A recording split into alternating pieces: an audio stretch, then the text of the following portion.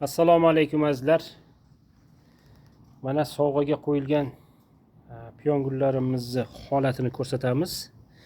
Mana shu Madame Coltain degan oq piyongullarimiz, mana kurtaylar normal holatda, mana 4 ta 5 ta atrofida. Mana bunda ham 3 ta 4 ta kurtaychalar bor, kelasi yilga ochiladi.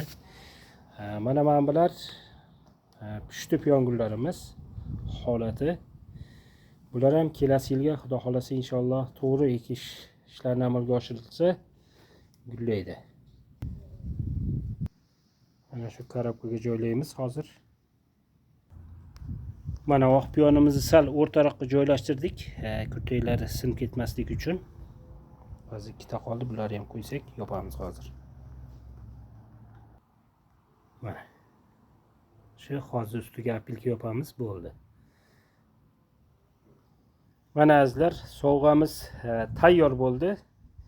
G'olibimiz aniqlangandan keyin razmashini o'rab jo'natib yuboramiz. Ungacha mana shunday ochiq tartibda salqin joyda turadi.